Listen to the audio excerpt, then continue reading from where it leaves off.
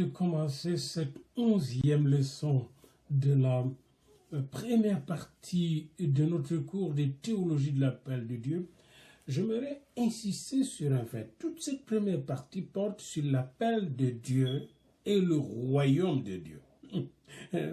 Quand nous arrivons à la conclusion, vous ramassez un peu tout, l'appel de Dieu et le royaume de Dieu. Et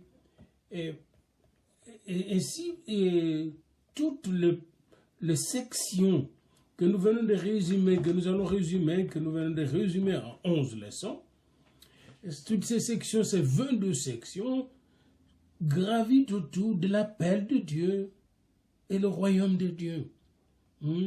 Comment les premiers disciples ont répondu à l'appel du roi pour son royaume. Convertissez-vous car le royaume de Dieu est proche. Donc, déjà, les deux premières sections de la première partie, en premier, il faut être un disciple. Le disciple de qui? Du roi. Premièrement, un disciple. C'est la première partie. Et l'appel aux disciples, chacun devient disciple de qui? Du roi pour le royaume. Vous voyez? Et qui est-ce que Dieu appelle? Il appelle n'importe qui. Il avait choisi avant la fondation du monde pour le roi et son royaume. Et c'est ainsi que sur cette personne, on impose les mains pour le mettre à part. Vous voyez la 5e section. Et cette personne qui a reçu cet appel, avec l'imposition des mains comme Timothée, comme Josué, va persévérer. Mais en même temps, va se préparer. Section 6, section 7, la persévérance, la préparation pour sortir, n'est-ce pas, de plus en plus en public. Mais cette sortie part de quelque chose. Comme, n'est-ce pas, le roi Saul est sorti de la recherche des ânesses, il est sorti de la ferme ou de l'élevage ou de la ferme privée de son père. Vous voyez, de l'entreprise de son père pour entrer dans l'entreprise publique de Dieu qui était Israël. Et il y a une sortie, même Élisée est sorti, n'est-ce pas, de la ferme de son père, du champ de son père, de l'entreprise familiale. On sort de quelque part pour entrer dans le royaume. Et là, on apprend à jeûner. C'est la section 9 de notre première partie. À jeûner pour mieux recevoir la parole de Dieu et soumettre la chair à l'obéissance de Dieu. On apprend à marcher dans la fidélité. 10e section. À résister aux tentations, à vaincre le découragement et la solitude, section 12, section 13, à bien gérer notre temps par rapport au royaume, et section 14 de notre syllabus, et nous gérons ce temps en fonction de notre destinée, la destinée, section 15, et notre destinée est liée à l'histoire du royaume, l'histoire du royaume de Dieu depuis Abraham, sur cette terre, royaume qui existe avant, vous voyez, avant la création du monde, parce que le roi existe avec son royaume avant la création du monde, et nous aspirons vers la gloire du royaume, section 17, la venue du roi en tant que bienheureux du royaume, section 18, 19. Maintenant, nous allons voir 3 sections ensemble dans cette leçon. C'est l'appel de Dieu par rapport à la mission du royaume, par rapport au royaume uni, et en même temps cet appel par rapport au royaume uni va nous mettre devant un défi, où c'est le royaume, où c'est la calamité. Alors c'est très très important de savoir cela. Maintenant, la mission du royaume par rapport à notre appel. Nous devons savoir que notre appel a du sens seulement par rapport à la mission du royaume. Mais quelle est cette mission du royaume? Pour comprendre la mission du royaume, nous devons comprendre la mission du roi. Et pour comprendre la mission du roi, il faut aller dans l'Ancien Testament où on avait déjà prophétisé ou révélé, si vous voulez, parce que Dieu ne prophétise pas, il révèle, lui il connaît.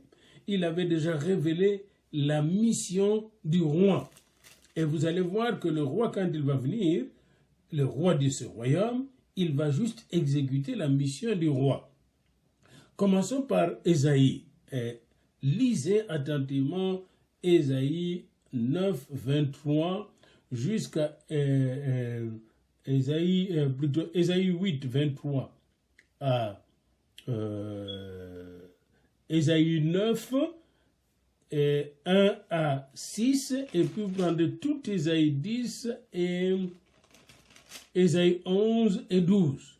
Mais ici, nous allons juste nous limiter à Ésaïe 8, 23, Ésaïe 9, 1 à 6, Ésaïe 11 et Ésaïe 12.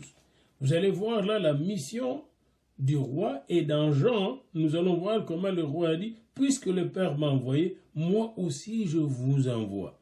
Notre appel est toujours par rapport à la mission, et cette mission, c'est la mission du Père confiée au roi, et que lui, à son tour, a confié à ses disciples que nous sommes. C'est bon comme ça? Alors, revenons maintenant à la mission du roi. Dans Ésaïe 8, verset 23, il est dit « Mais les ténèbres ne régneront pas toujours sur la terre, où il y a maintenant des angoisses.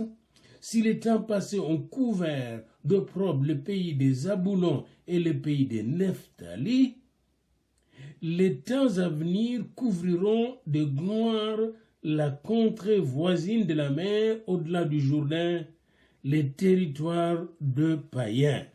Zaboulon, Nephtali, païens. Zaboulon, Nephtali, païens. Ces territoires situés à la frontière nord de la Galilée, à l'ouest du Jourdain, furent les premiers à souffrir de l'invasion assyrienne. 1 Roi 15, 9. Et ces territoires, n'est-ce pas, étaient comme plongés dans le paganisme assyrien. Et par conséquent, dans l'idolâtrie. Un des rôles du Messie était d'apporter la lumière. C'est l'une des raisons pour lesquelles Dieu l'a déplacé jusqu'à Nazareth. Et là, son travail était d'apporter la lumière dans toute cette région, qui était comme la porte d'entrée dans tout le pays païen du Moyen-Orient et de l'Orient.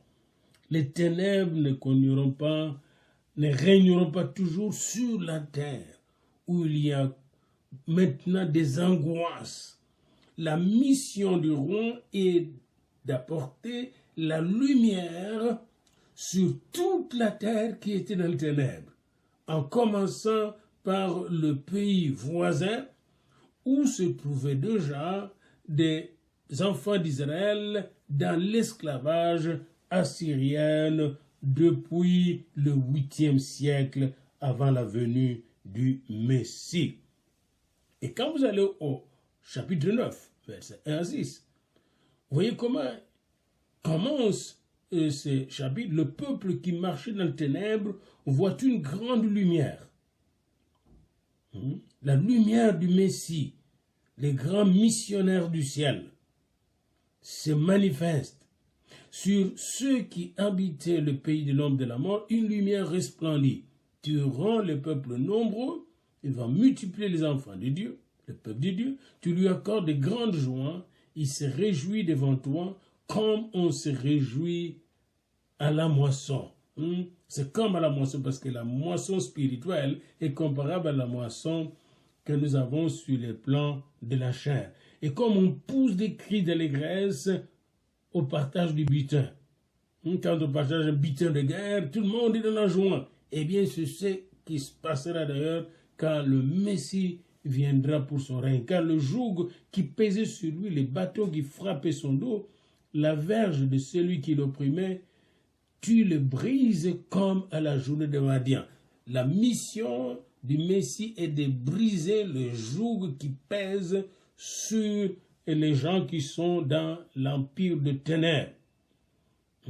Et regardez qui est-il qui arrive, car un enfant nous est né, un fils nous est donné, verset 5, chapitre 9 d'Ésaïe, et la domination reposera sur son épaule.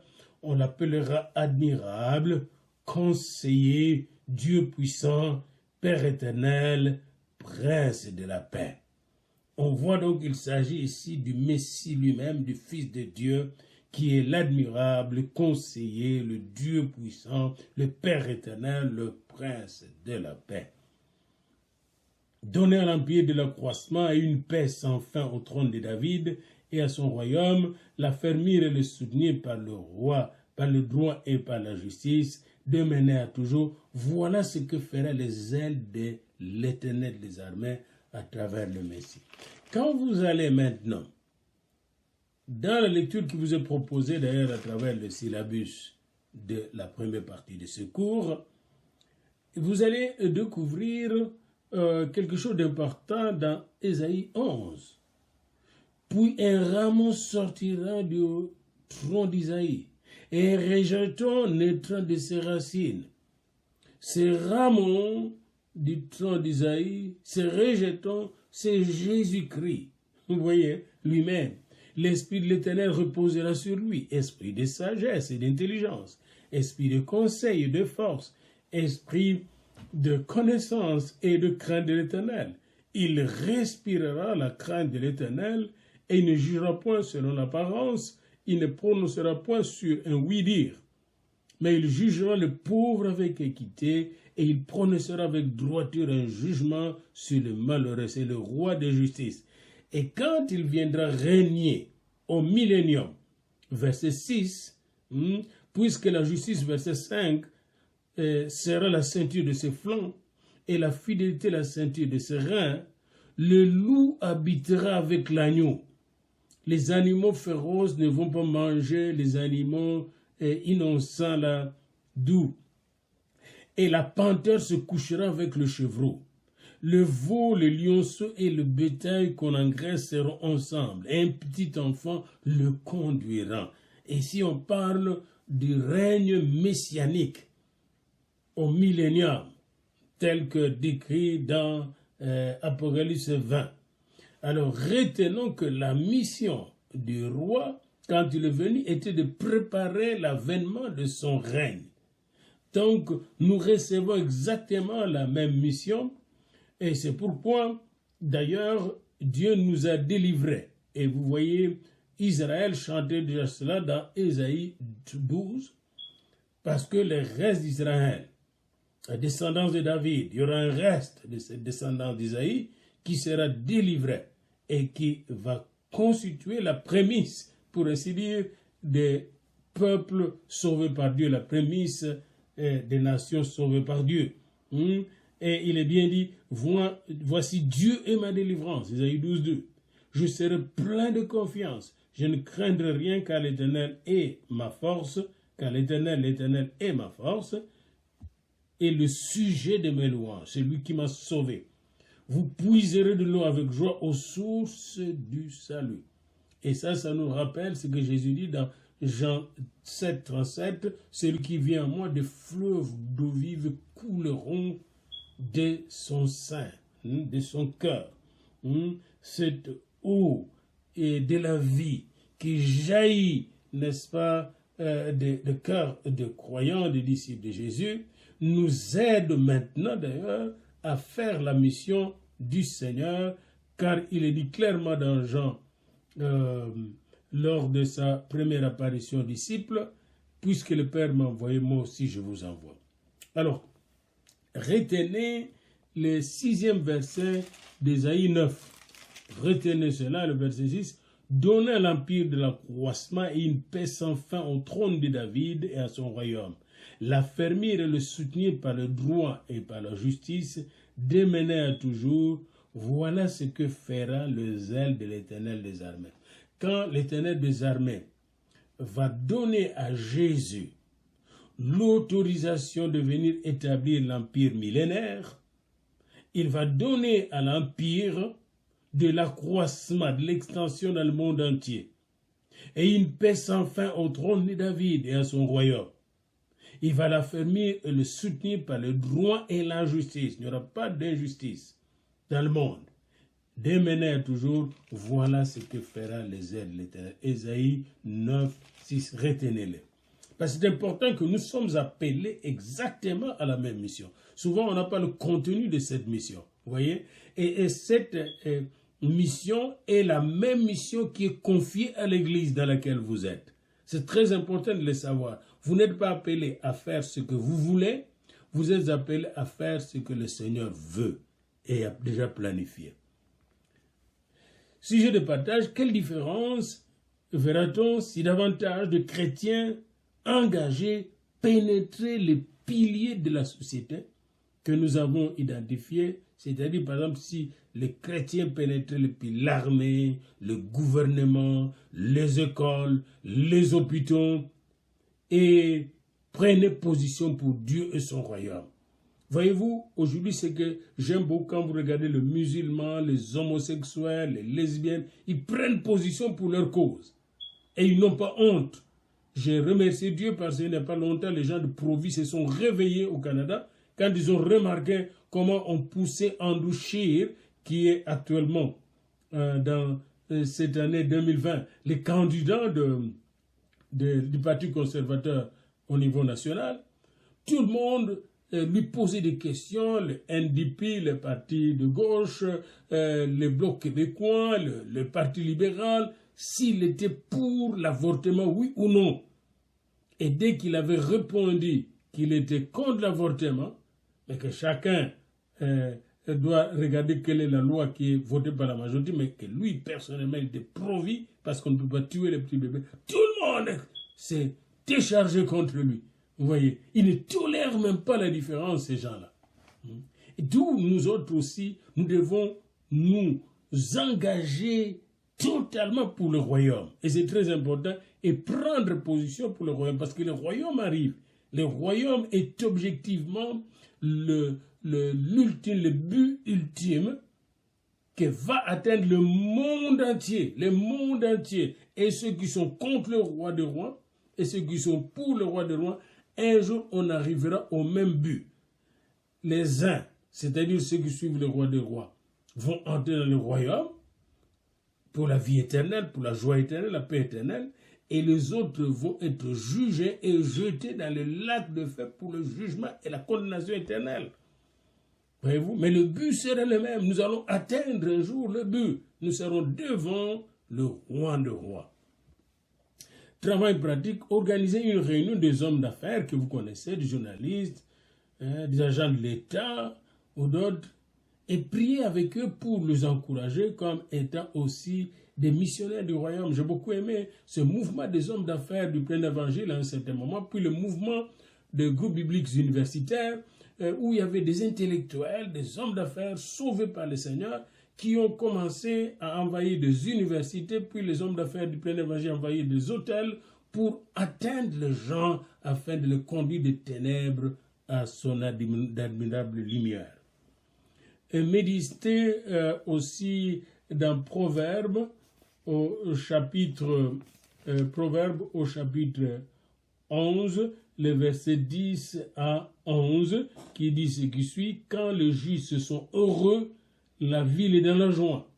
Et quand les méchants périssent, on pousse des cris d'allégresse. La ville s'élève par la bénédiction des hommes droits, mais elle est renversée par la bouche des méchants. Regardez l'état de nos villes aujourd'hui dans le monde. Regardez la violence à New York, la violence à Los Angeles. Regardez la violence dans le monde. À Kinshasa, la violence dans le monde. À Alger, la violence en Libye, la violence en Égypte, la violence au Soudan, la violence en Syrie. Et on connaît violence sur violence sur violence. Pourquoi cette violence? Parce que les gens ont rejeté les princes ou ignorent les princes de la paix. Notre prière doit être Matthieu 6, 9 à 10. Et c'est ça notre mission justement. Notre Père qui est aux cieux, que ton nom soit sanctifié, que ton règne vienne, et que ta volonté soit faite sur la terre comme au ciel. Que ton règne vienne. c'est la mission de Christ, c'est notre mission. Que ton règne vienne, nous sommes là pour que le règne du Père qui est aux cieux puisse venir. La mission consiste donc à exalter le roi pour que son royaume arrive.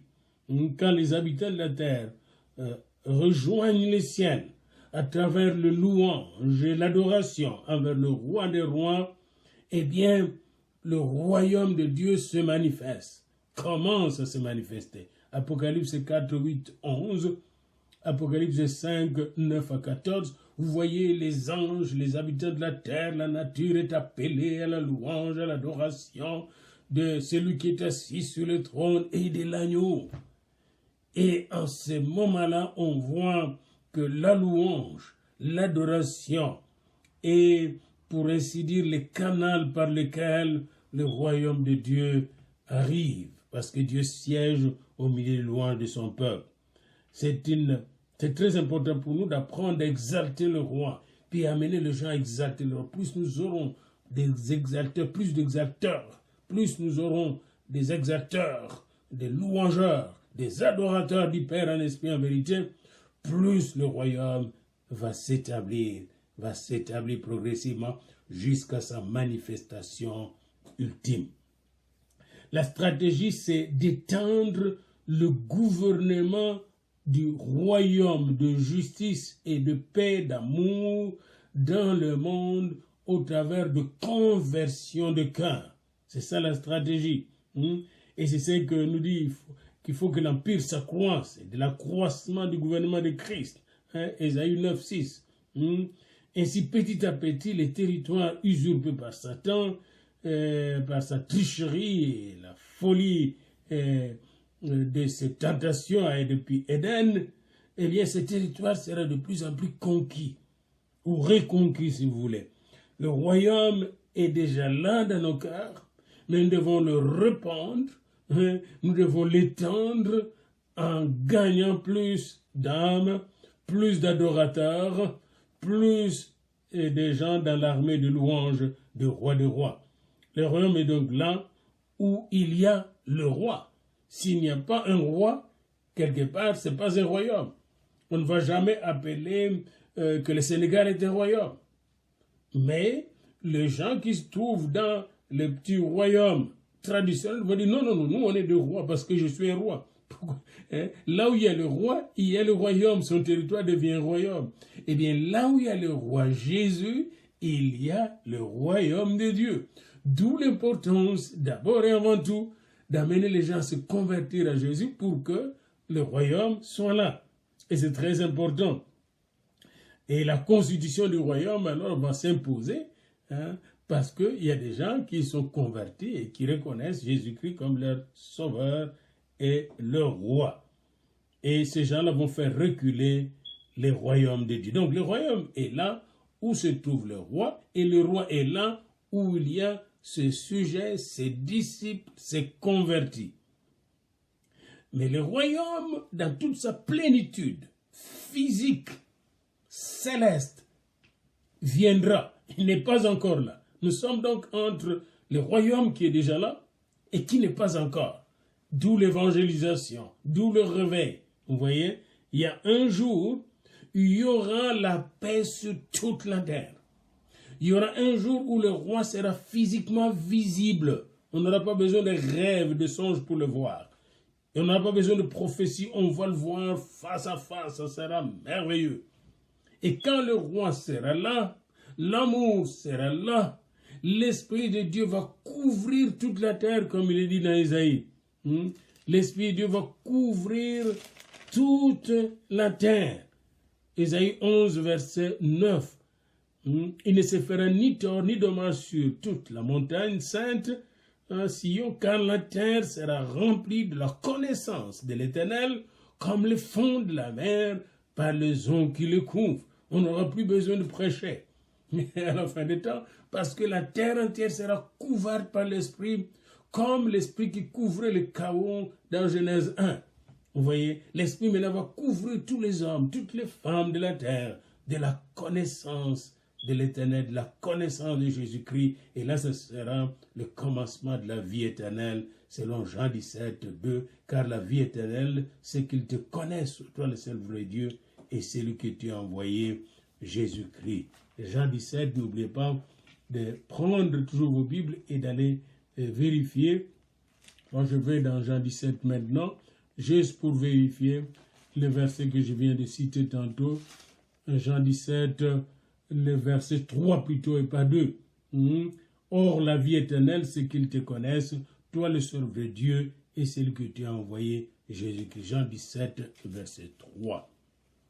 Alors, la stratégie du royaume, donc, consiste à amener Christ dans le cœur des gens, et ces cœurs gouvernés par Dieu deviennent des antennes du royaume, deviennent des instruments du royaume, deviennent, n'est-ce pas, les pierres vivantes qui vont former la maison royale, les sacerdoces royales dans le monde, progressivement.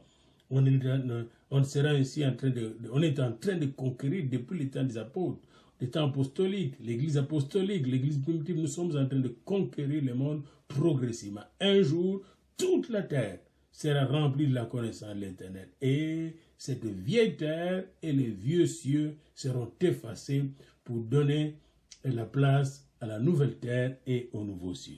Le royaume va venir. Il va venir. Il n'est pas encore totalement là. Il va venir. Le royaume, pour le moment, est en marche. La stratégie de la mission du royaume a 3 plans pour étendre son gouvernement. Il y a 3 plans.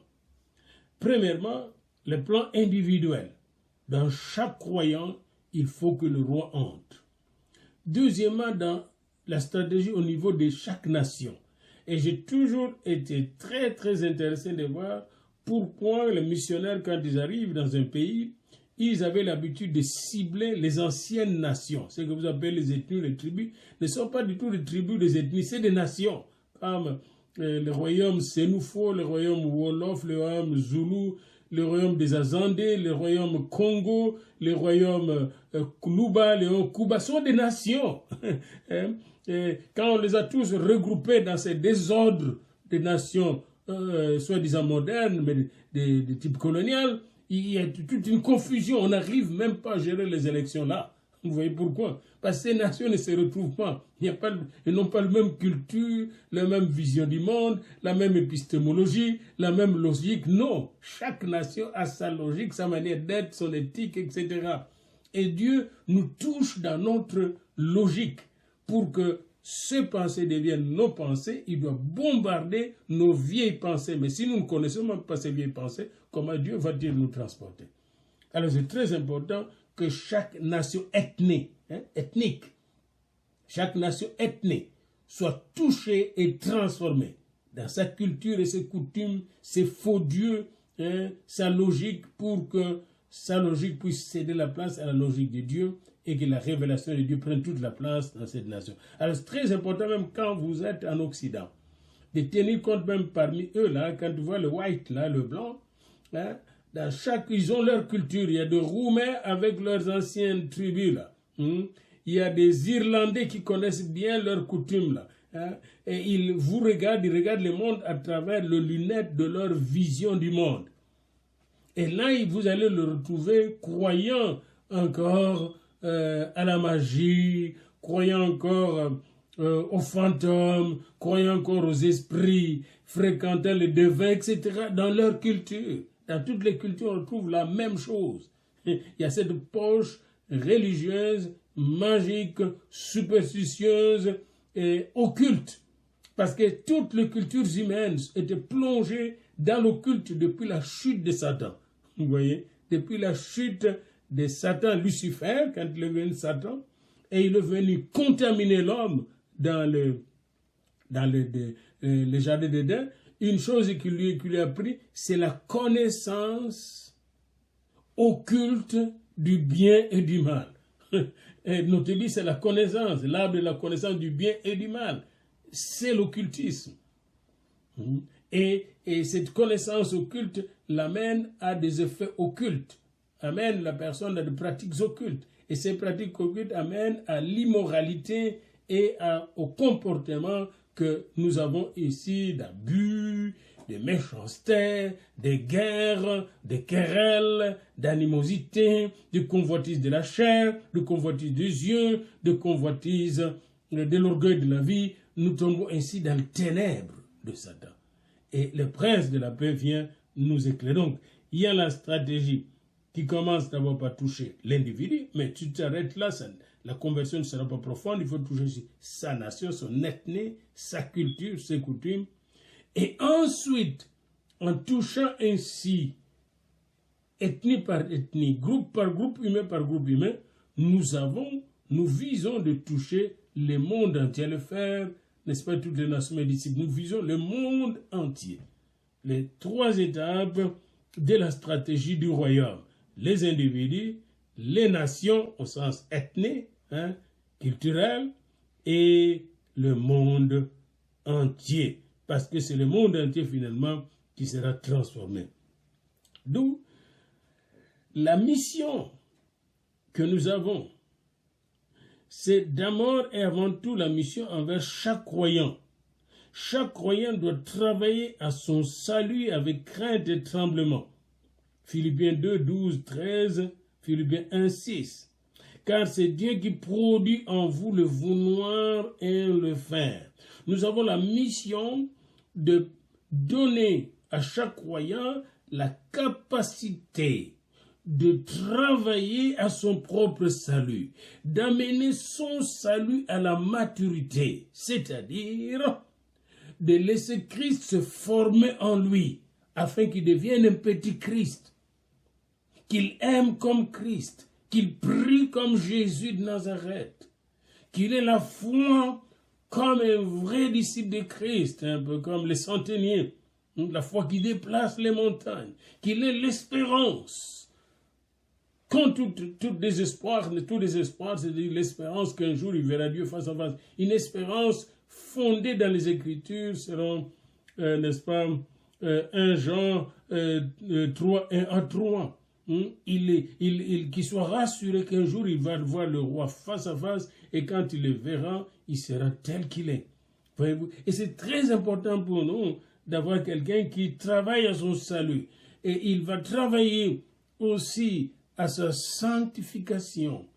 Et en se sanctifiant, il entre de la gloire de Dieu. Il reçoit, n'est-ce pas, non seulement le fruit de l'esprit, l'amour, la paix, la joie, la douceur, la bénignité, le pardon facile des gens, mais aussi les dons de l'esprit.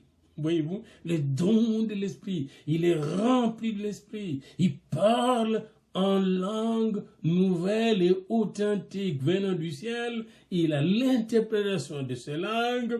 Il a le don de vision. Il a le don de songes, de comprendre le son, de les interpréter. Il a le don de prophétie, et le don de discernement des esprits, le don de prière, de la foi et d'autorité, le don de chasser les démons, de poser les mains aux malades, il y a tous ces instruments qu'il reçoit pour toucher les individus, toucher les nations et toucher le monde. Toucher les individus, les nations et le monde. Et ainsi, la mission envers chaque croyant va se développer en mission envers chaque nation. Et dans chaque nation, quand vous regardez le livre de Daniel, regardez bien le livre de Daniel, quand même la mission de Paul, vous allez toucher non seulement aux individus, non seulement aux familles, mais vous allez aussi toucher aux gouvernants. Comme savez-vous que les livres des Actes des Apôtres et Luc étaient écrits à un gouvernant, Théophile. Et un des premiers convertis de Paul et de Barnabas, quand ils étaient en mission, quand ils étaient envoyés par l'église d'Antioche, dans Acte 13, était un gouverneur. Un gouverneur. C'est très important parce que l'État est contrôlé par le démon. Vous voyez ce gouverneur, lisez encore Acte 13, du début jusqu'à la fin, vous allez voir que ce gouverneur était surveillé par un magicien. Sergius Paulus était surveillé par un magicien, Bar Jésus, qui ne voulait pas qu'il se convertisse. Parce que pourquoi? Quand il s'est converti, l'État est converti et met entre mains de Dieu, l'État sera un instrument de justice, de droit, d'amour, d'abondance, de bénédiction, de lumière. C'est-à-dire un instrument du royaume de Dieu. D'où Satan n'est pas idiot. Il contrôle le gouvernement, il contrôle les écoles, il va contrôler le média, il va contrôler les arts, la musique, la publicité, les religions, l'éducation, les entreprises. Et là, nous autres, nous sommes appelés, selon Matthieu 5, à être sel de la terre et lumière du monde. Matthieu 5, 13 à 16. Pourquoi nous devons être sel de la terre et lumière du monde? Pour justement toucher chaque structure. Donc ne nous cantonnons pas dans les églises, partout où vous êtes. Là vous êtes à Londres, là vous êtes en France, en Italie, au Congo, au Canada, aux États-Unis, en Roumanie, en Chine. Quand vous allez en Chine même pour faire le commerce, comme enfant de Dieu, vous allez là d'abord et avant tout pour toucher les gens perdus. À travers la bénédiction que Dieu vous donne et vous donnera encore, vous devez toucher comme Daniel quand il était en exil. Il touchait les gens. Lydie, la commerçante, touchait les gens.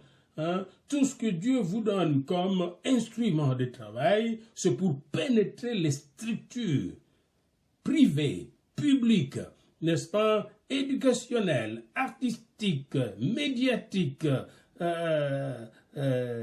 sociales, etc., économiques, dans lesquelles se trouvent les gens chaque jour. Les gens se trouvent plus dans les entreprises qui sont en train de travailler. Et quand nous avons commencé à l'évangélisation efficace, ça va commencer dans l'église, l'évangélisation. L'évangélisation, ce n'est pas dans l'église. L'évangélisation commence où? Là où se trouvent les gens, dans les familles, dans les maisons, de maison en maison, dans les entreprises. Quand vous allez dans une entreprise et que vous pouvez avoir 1 heure d'aumônerie, dans une entreprise, vous avez gagné déjà 50% de victoire. Dans les aumôneries militaires, etc. C'est là qu'on va toucher les gens. Vous allez voir les gens qui sont dans le fétichisme, dans l'occultisme, dans la divination, dans plusieurs autres religions occultes, orientales, l'animisme, etc. Les druides, les cercles ésotériques que je n'aimerais pas citer ici. Vous ne pouvez pas le toucher à l'église souvent. Les gens parlent souvent à l'église contre le péché, contre le péché, mais ils ne sont pas là. Ils ne sont pas là. Il faut aller là où ils se trouvent. Et c'est pourquoi nous sommes appelés sel de la terre et lumière du monde.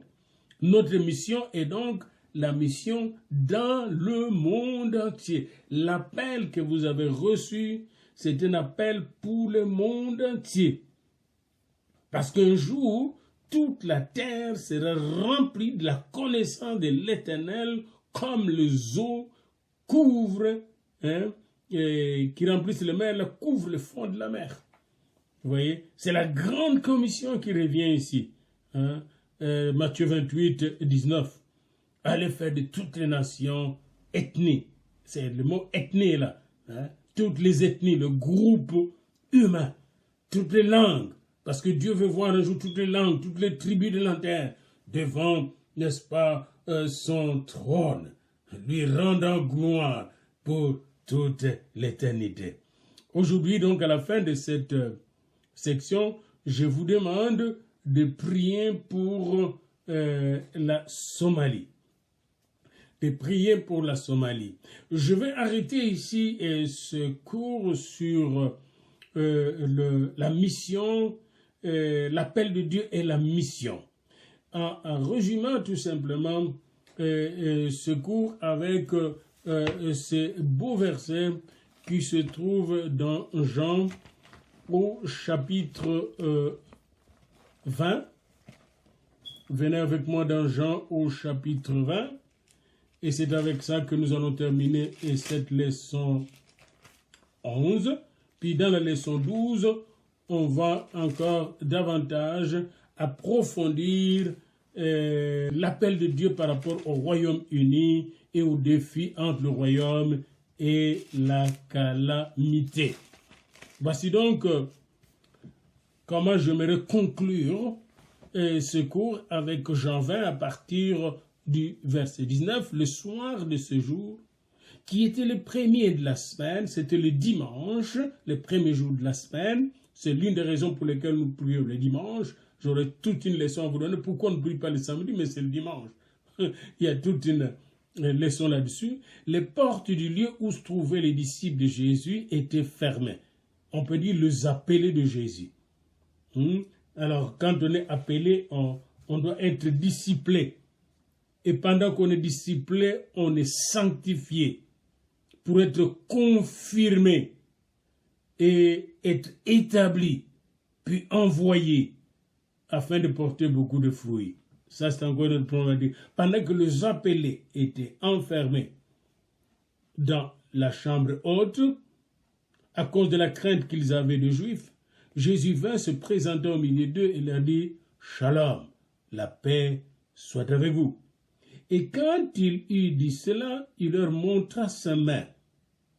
Sa mission accomplie, ses mains et son côté, sa mission accomplie, la mission du salut, la mission de la délivrance. C'est lui qui nous aime et qui nous a délivré de nos péchés par son sang précieux, par ses maîtrissures. Toutes nos maladies ont été guéries. Par sa croix, nous avons été sauvés, l'ennemi a été écrasé une fois pour toutes. Il leur montra ses mains et son côté percé, ses mains percées. Et c'est le seul chef-d'œuvre qui se trouve aujourd'hui auprès du trône de Dieu, les mains percées, les côtés percés de Jésus. Et les disciples furent dans la joie en voyant le Seigneur. Le Seigneur est ressuscité, il est vivant. Jésus leur dit, de nouveau la paix soit avec vous. Comme le Père m'a envoyé, l'appel et la mission. N'oubliez pas ça. L'appel est la mission, l'appel est le royaume. Comme le Père m'a envoyé. Voyez-vous, la théologie de l'appel et la théologie de la mission vont ensemble. La théologie de l'appel et la missiologie. Comme le Père m'a envoyé, il est l'envoyé du Père, la mission du Fils et la mission du Père. Et la mission du Saint-Esprit est votre mission. Et votre onction vient justement du Saint-Esprit au nom de Jésus et dans la gloire du Père. Parce que sa mission, il donne. Alors, comme le Père m'a envoyé, il dit, moi aussi je vous envoie.